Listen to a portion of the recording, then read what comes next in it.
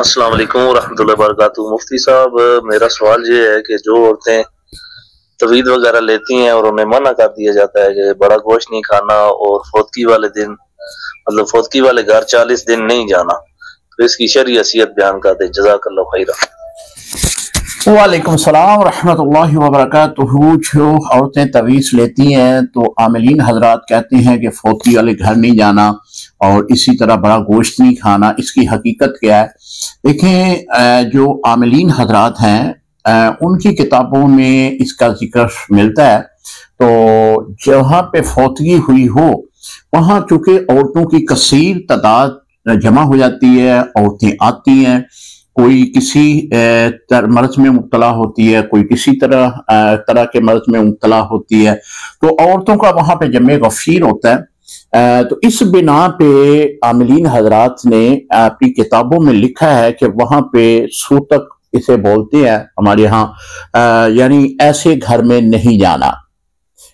اور یہ بات تجربے میں بھی آئی ہے کہ اگر ایسی عورت جو تعویذ وغیرہ پہن کر ایسے گھر میں جاتی ہے تو اس کا تعویذ اثر کرنا چھوڑ دیتا ہے۔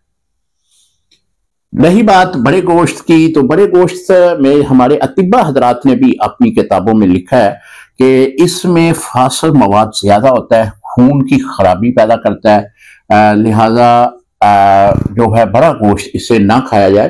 اسی طرح یہ جوڑوں کا درد جو ہے، یورک ایسڈ، اس کی تعداد میں بڑھانے کے لیے بھی بڑا گوشت کا بڑا کردار ہے۔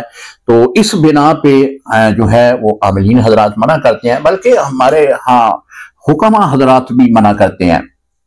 جس طرح کہ ہمارے مدنی دارالحکمت میں الحمدللہ اشعاع کا علاج کیا جاتا ہے، تو ہمارے حکماء ہم جو ہے وہ کہتے ہیں کہ جی آپ نے بڑا گوشت نہیں کھانا۔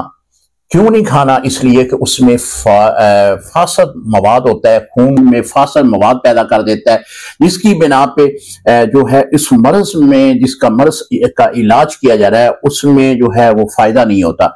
تو اس بنا پہ بھی حکماء حضرات منع کر دیتے ہیں کہ جی آپ نے بڑا گوشت نہیں کھانا۔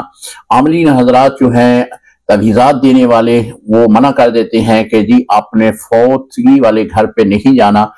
اس کی وجہ میں نے عرض کر دی ہے۔ السلام علیکم ورحمۃ اللہ وبرکاتہ۔